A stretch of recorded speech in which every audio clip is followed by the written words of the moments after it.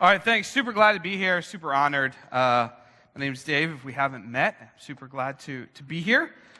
We're going to go Old Testament, Ecclesiastes. Our church did a kind of series on this with our young adults, and it really profoundly shaped me. And so I get to choose which chapter I preach from. I'm going to choose Ecclesiastes 2 because it's my favorite because I have the microphone. All right. Before we get into this, a little bit of background about this book. If you don't know much about it, it's written, the author's called, there's this Hebrew word that they use, Koholeth. Koholeth is the author of Ecclesiastes. We don't exactly know who it is. Some folks think it's Solomon, but Koholeth means professor, wise sage. This is not like math teacher where you go to for an answer. This is like the person you go to for answers about life, big questions, not small ones. So this is who's writing this. There's also this Hebrew idiomatic phrase in this book that you probably will miss or won't make much sense. It's there. It says, "In all this, my wisdom stayed with me." This is a phrase that's repeated in Ecclesiastes. This is a strange idiom. Basically, what it means is, if this is a thought experiment. You know what a thought experiment is? It's like when you kind of test the boundaries of wisdom and test the boundaries of philosophy. When I was an English teacher for years here in San Jose, it's what brought me out to California. And one of the things we would do is give my kids ridiculous writing prompts, and I'd just have them go. I'd say, okay, what's worse, the Holocaust or the transatlantic African slave trade? Go. That's an absurd question, right? But it forces them to kind of get into the nitty-gritty of it. It's kind of a thought experiment, right? And that's kind of what this is. This is a thought experiment about the meaning of life.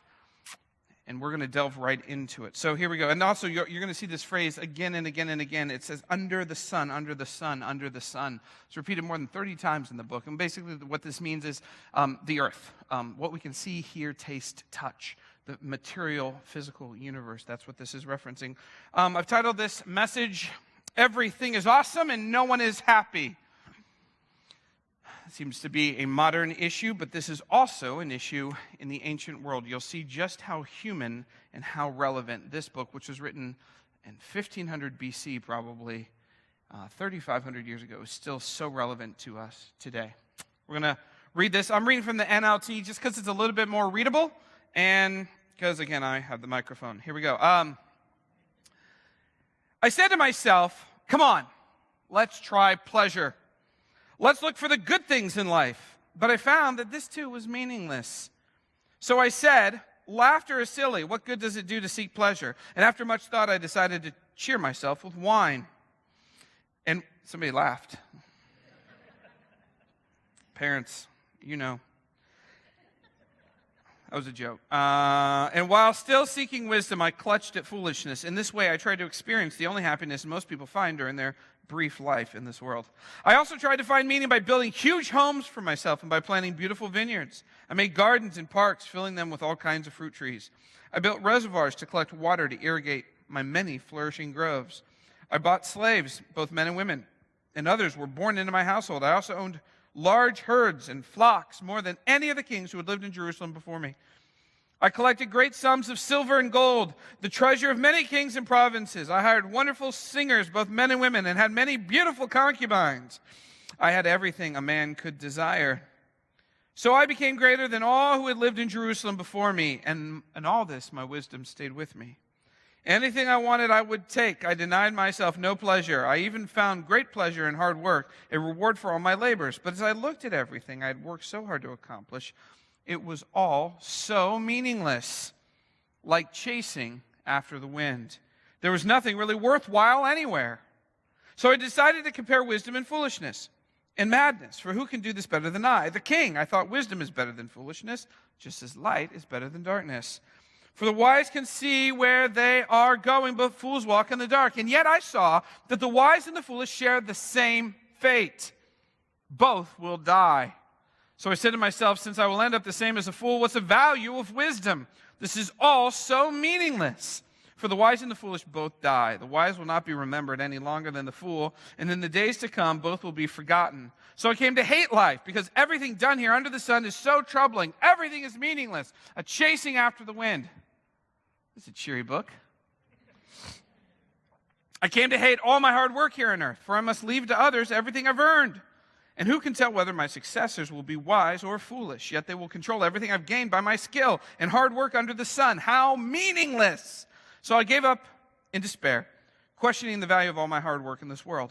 Some people work wisely with knowledge and skill, but they must leave that fruit of their efforts to someone who hasn't even worked for it. This too is meaningless, a great tragedy. So what do people get in this life for all their hard work and anxiety? Their days of labor are filled with pain and grief. Even at night, their minds cannot rest. It is all meaningless. So I decided there's nothing better than to enjoy food and drink and to find satisfaction in work. Then I realized that these pleasures are from the hand of God. For who can eat and enjoy anything apart from him? God gives wisdom, knowledge, and joy to those who please him. We're going to stop there. We're going to continue. We want to delve into this because this book is articulating, this ancient book of wisdom is articulating something that's super important. It's a string of thought. But to get into how that stream of thought is now currently in our culture and is present even here, we have to go back to a play that was written in the early 1950s. Now, I know what you're thinking. You're thinking, a play? Yes, a play changed the course of human history, or at least, at the very least, gave words to it, because that's what poets and artists do. They speak for the gestalt, the times, right? That's what's going on here. There's this play. I don't know if you've ever heard of it. It's probably the most important play written in the 20th century. I'll explain why in a second. It's a little play by a guy by the name of Samuel Beckett. It's called Waiting for Godot. It's an absurdist minimalist play, which means if you came, there'd be nothing on the stage. I was an English major. I can tell you all this kind of stuff. So if you hate English, it's going to be a long morning. Here we go. So it's a minimalist absurdist play. In it, there's these two characters who are waiting for this other character named Godot who never shows up. And the whole time, they don't know whether they should go. Should they go look for him? When's he going to come? Is he going to come? I don't know when he's going to come. And they're paralyzed by indecision because they're waiting for this guy, Godot, and he never shows up. He never shows up. And so they don't know what to do. And the play ends magnificently. These two characters are sitting on a bench, and one says to the other, should we go? And the other says, yes, let's go. Stage directions, they do not move. Now, a lot of people have postured about what in the world this play means. Why has it captured the attention? And here's the answer. The central meaning of the play, you have to understand its context, its time. And to understand it, all you have to do is remove the last two letters off the title. You see, humanity had just gone through the most excruciating moment in human history the world's ever seen. Because of globalization, because of video cameras, because of photography, because of this world war, humans had seen what other humans could do to each other. And we had images, and we saw, and we heard stories, documented stories about atrocities that even our wildest nightmares could never have imagined. You see, Beckett understood that humanity was waiting for God to show up. The concentration camps, the death camps, the gas chambers, the endless misery, the systematic extermination, war, hundreds of lives, thousands, tens of thousands, millions of lives. Hitler, Stalin, the atom bomb. The world did not know what to do. Humans did not know what to do. In the middle of all this, Beckett realized that the world was holding its collective breath. Where is God? And is he ever going to show up? Ever. And surely if there is a God, he would show up when little children are screaming in gas chambers. When mothers are screaming in death camps. Right? And because he did not show up, and because he was silent, humanity faced a crisis of faith. The world faced a crisis. And so out of this came a philosophy articulated by Beckett. which is a big word. It's called existentialism. But it's the same philosophy found in this book of Ecclesiastes. Existentialism is just a big word. You see the word existence in it. Basically what it means is this. This existence, this physical life is all we have.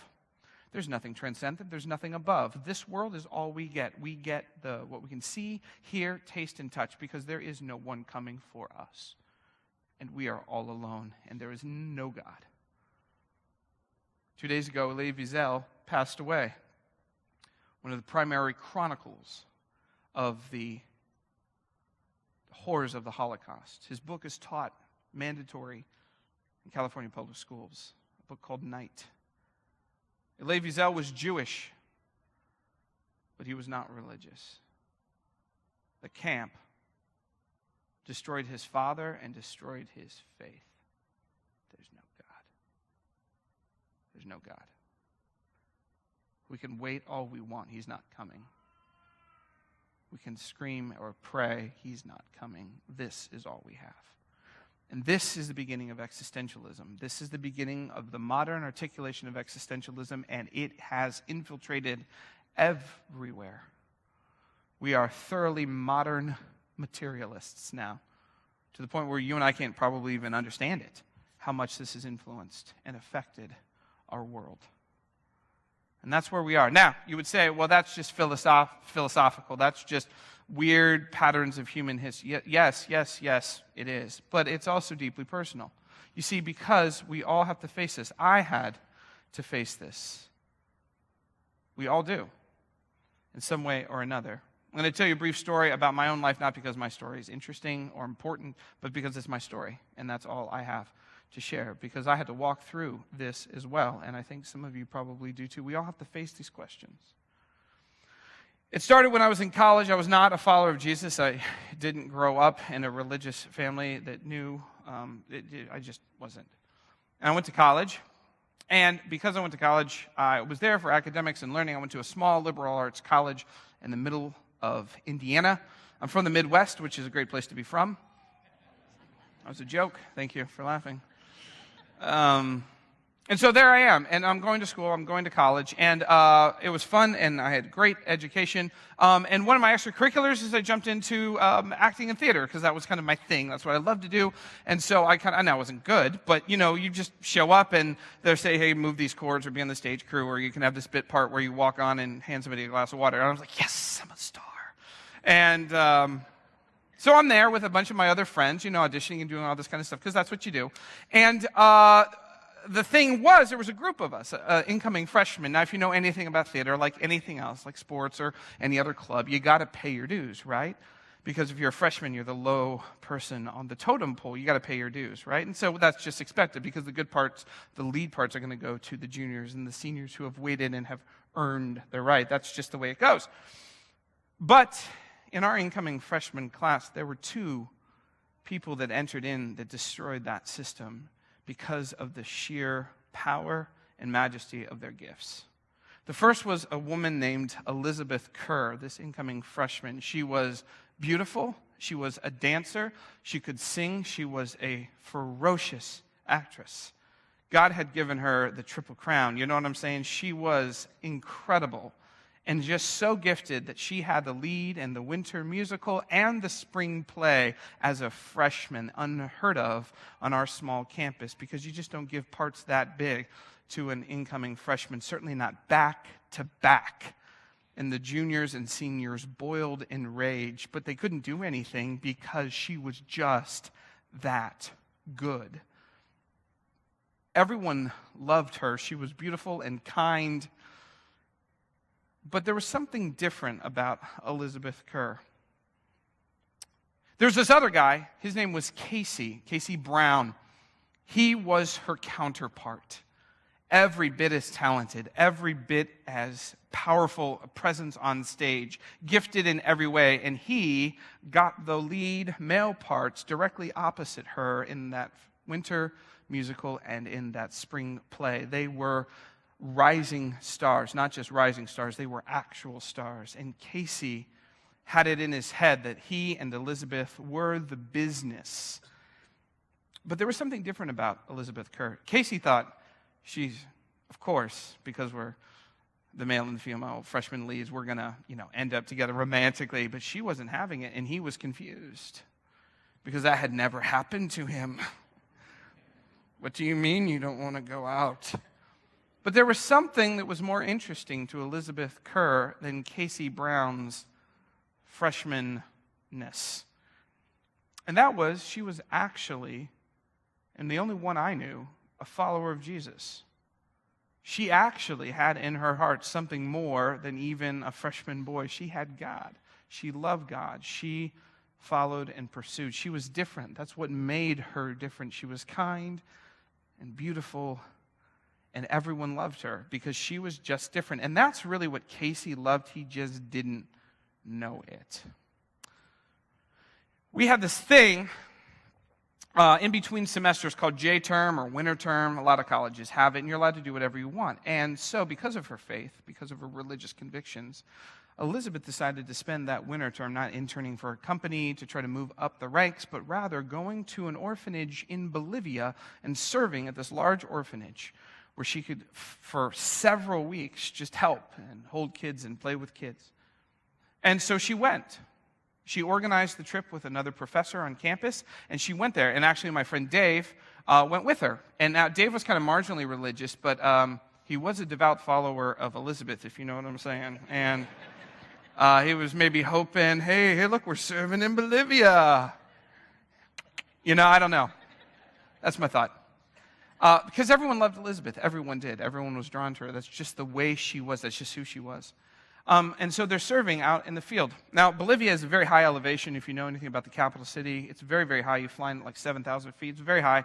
And so as a result of that, storms can come in rather quickly, especially from the mountain ranges. And so this giant storm came in, and they were out there in the fields playing with the kids. And the directors of the orphanage said, we got to go. We got to get the kids in the buses. We got to get them out of here. We got to get them out. So they're kind of running around. The wind is whipping around. The tarps are whipping around. The wind is picking up. The storm is coming at a pretty ferocious velocity, and it's coming in. And Dave went ahead of Elizabeth, and he was stepping almost on the bus, and he turned around to say something to her.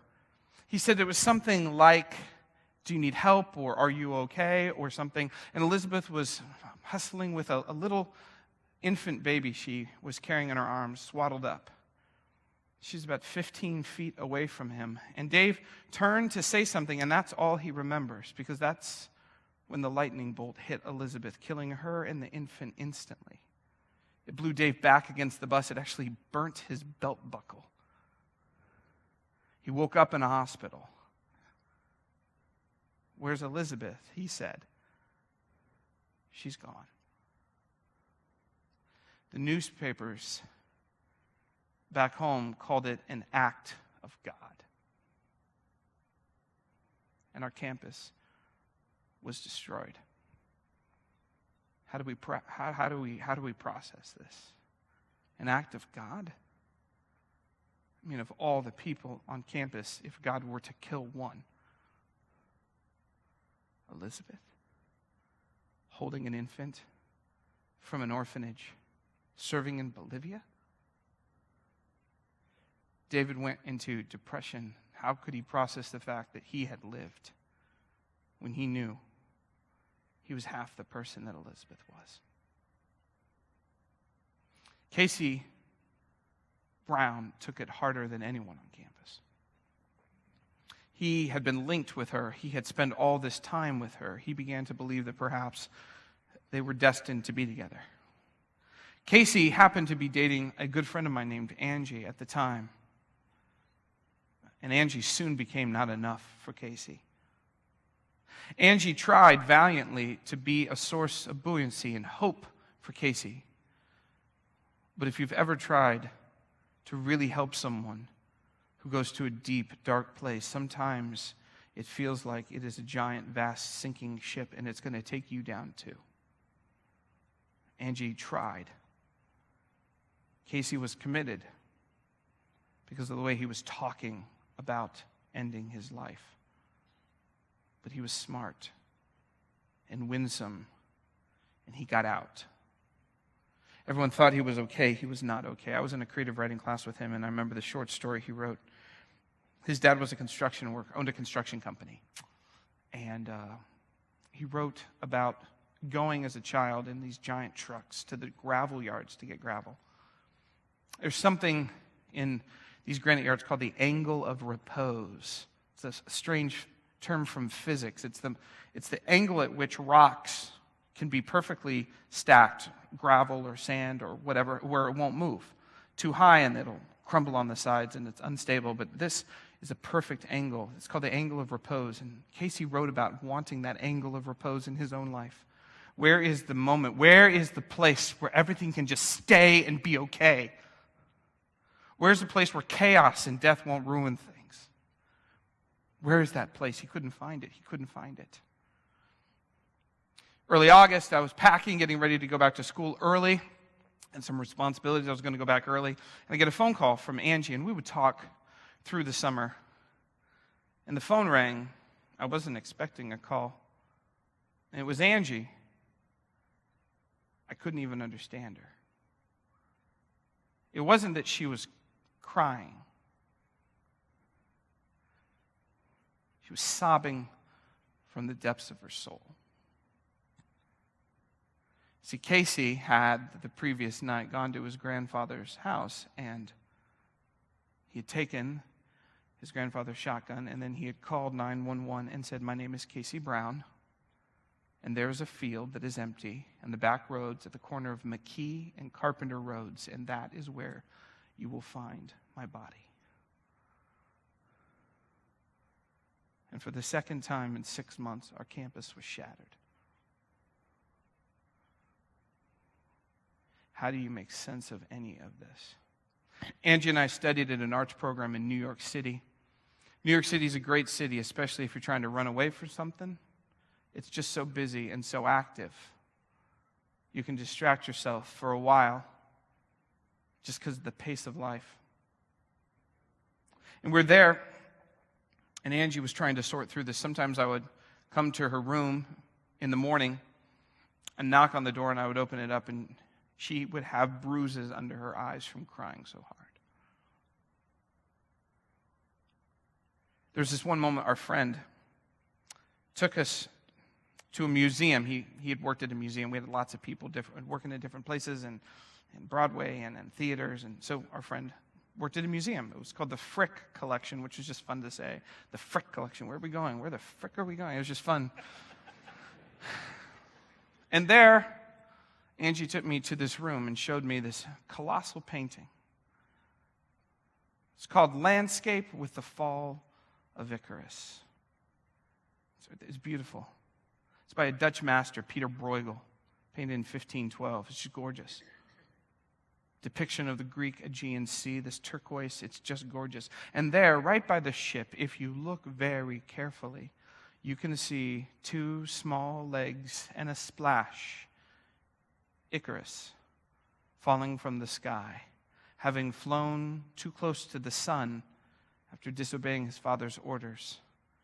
They had escaped from the island of Minoa in Crete using wax wings.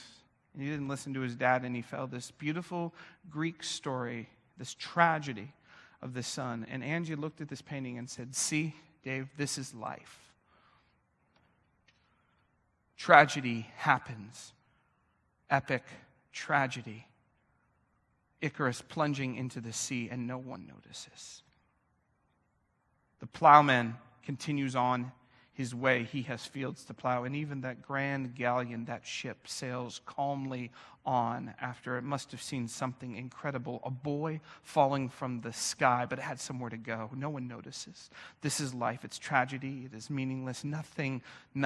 Nobody pays attention. Life just keeps marching. Nobody cares. This is life. And I sat next to her on this concrete bench staring at this work, and I had no words. Something inside me revolted against that idea, but I just didn't know what to say. I wasn't a Christian. I hadn't heard the stories of Jesus. I did not know these truths. I did not. No one had told me, yet no one had taught me. I had not yet encountered them. If I had, I would have said something like, "Angie, that's not true. There is someone who watches. God is not immune to our suffering or indifferent. I mean, he came from heaven to earth. He died on a cross. I do not know what the reason for our suffering is, but I know what it can't be. Jesus died on a cross. It can't be that God doesn't care. But I didn't know that. I didn't have the words to say, someone is watching, and here's the proof. The proof is on the cross of Jesus Christ that shows that God came to get involved, and not only to get involved, but to destroy death. I didn't know about the resurrection. I didn't know that Jesus was planning to put all broken things back together in this new world. I didn't know that. I didn't know any of that. So I sat there in silence. At the same time, there was a musical on Broadway that we would go to see because our friend could get us tickets. Again, there's some perks. And this musical was about a group of people who also had to face death. AIDS and HIV had invaded into their artist community, destroying their friends, their lives, taking it from everyone indiscriminately. It's called Rent. It's this musical about existentialism. And I'd listen to these soundtracks. And at the end of it, the capstone song is about how do you find meaning in life?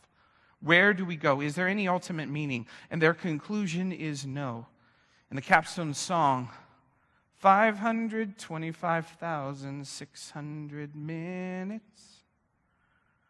And they ask the question, how do you measure a life? That's how many minutes you get in a year. How do you measure the meaning in that? In daylights? In sunsets and midnights and cups of coffee? And they come to a conclusion.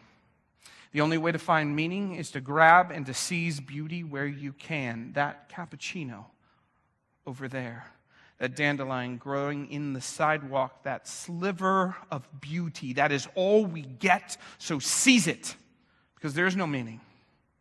There's nothing beyond this. This world is meaningless, chasing after the wind. That's the conclusion. Philosophies matter. What you believe about God is probably the most important thing about you. And this is where I lived. The author of Ecclesiastes tells us that if this is all there is, if this life is all there is, if this existential philosophy is true, then there's only three real things you can live for. And you see this in our modern world. The first is pleasure. Got to go after pleasure. Got to fill your cup with pleasure. Now, this works for a season, mostly because it works as an anesthetic against the pain of this world. But you and I both know this is no thing to base your life around. You seek pleasure, ironically, you can't ever find it. Because it's like a narcotic. It keeps wearing off as a drug. Pleasure just doesn't work. Short term, yeah, but not long term. And have you ever met somebody who just lives for their own pleasure? If you've ever met somebody, it actually turns them into a monster. Because pleasure inherently is selfish. What can I get? What can I grab? What can I steal? And so sometimes you see people who just turn into monsters. I watch this too. The second thing you can live for, you see this in New York because it's incredibly educated, incredibly articulate, filled with people who are very bright. And that's philosophical wisdom, philosophy. What's the right way to live? What's right? What's true? What's the truest truth? How can we find this? And people seek this. They write op-ed pieces in the New York Times, brilliant people trying to find the meaning of life. And the author of Ecclesiastes says an interesting thing. You wouldn't expect it, but this is what the author says. It says, well, what's the benefit? Being right? So what if you're right and you live a noble life? You're still going to die. Oh, that's cheery. But the author is like, it doesn't do you any good. It doesn't do you any good. So what? You live a good life. You're still going to die. It doesn't do anything. And the third thing you can live for, and this is huge because a lot of people move to New York for this one. They move there for achievement or career or job.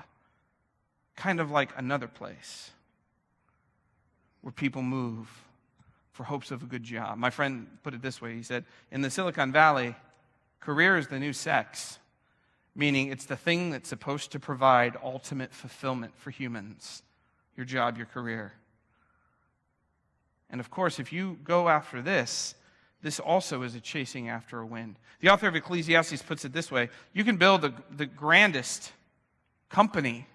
Let's say you have an amazing company that sells stuff and it's, I don't know, named after a fruit. And you get 4 billion cash reserves because you're so well. You have 4 billion in the bank, just cash, just sitting there. You know what? Pancreatic cancer can't be bought off. You're still going to die. And you can't take Apple with you when you go. You can't keep running it. So what? What's the point? What's the point? There's a famous poem by Pierce Bryce Shelley called Ozymandias, in which he's out in the desert and he sees this gorgeous column that's weathered and broken, and the column says, "Here is the kingdom of Ozymandias, the great, the powerful," and it's just this destroyed temple.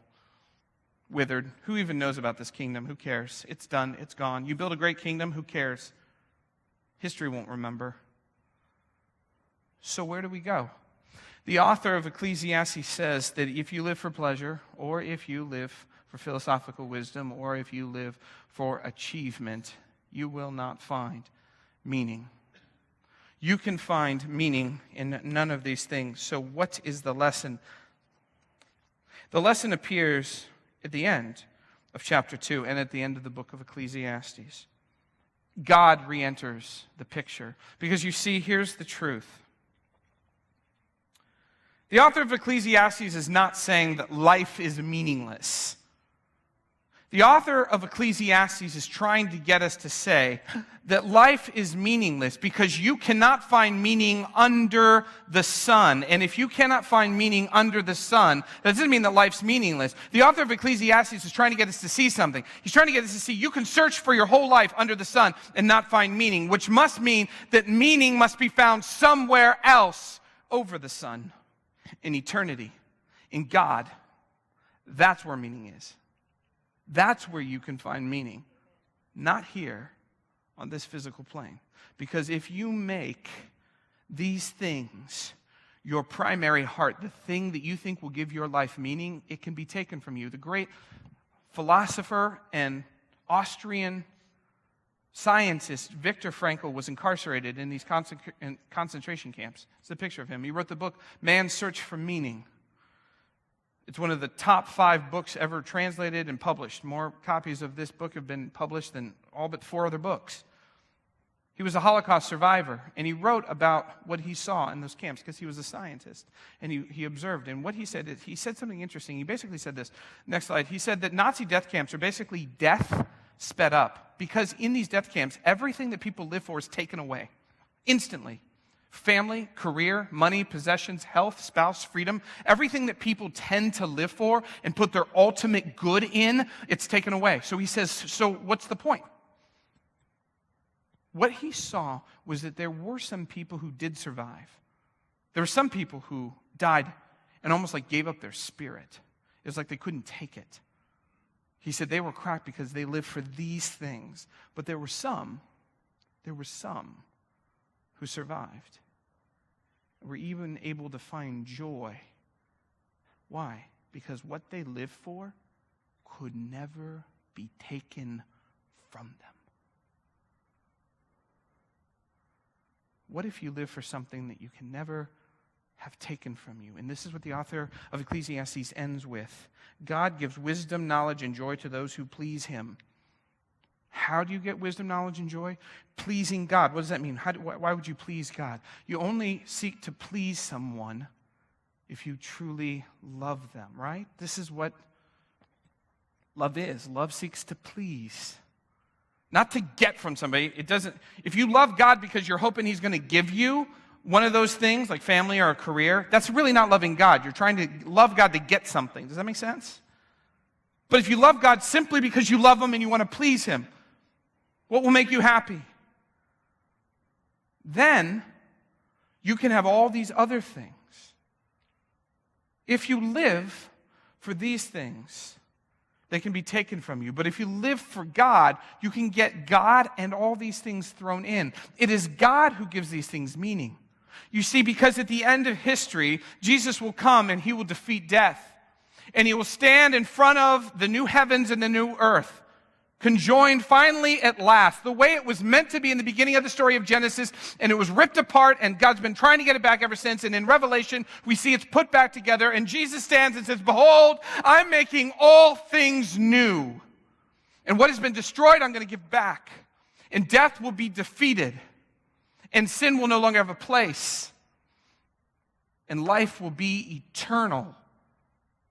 And the things, because that's just who Jesus is. He's a fountain of life, and you stand near him, you're going to get wet. That's just the way it works. So in the middle of this, the author of Ecclesiastes is saying this: everything minus God equals nothing. And nothing plus God equals everything. Live for God. The source of meaning in this universe is found not under the sun, but over it, in eternity with God. And that's the hint. And ironically, people will search and search and search. And I'm going to close with this. They're going to search and search and search. But see, here's the ironic thing about it. Search and search and search. Man has been searching forever. But you know what? The most beautiful thing about this story, and Ecclesiastes doesn't end the story, you find it later in Matthew, Mark, and Luke, and John, is that God actually leaves heaven to search for us. That's good news. That is good news. Because we can't find meaning, but God comes and finds us and gives us meaning. And that's where hope comes. That's where meaning comes. And that's what the author of Ecclesiastes is pointing us to. You can't find meaning under the sun. Oh, you got to go somewhere else. Let's pray.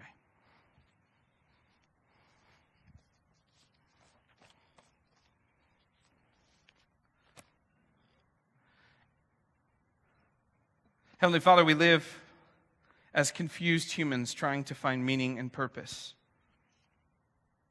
It's in our weakness and sometimes even in our foolishness we try to find meaning in these things: pleasure and philosophical genius and achievement and job. And God, those things are empty roads. They're cisterns that can't give us the water we need to slake our thirst. But God, somehow you promise that if we seek you, we'll thirst no more. This is a confusing prospect. But God, our hearts need meaning, and we need you. Would you help us find meaning? Would you help us find you? And in so, the promise that you spoke in John 10, that you've come that we might have life and have it overflowing. God, you do overflowing. That's what you do. Would you help us find that? It's in your name we pray. Amen.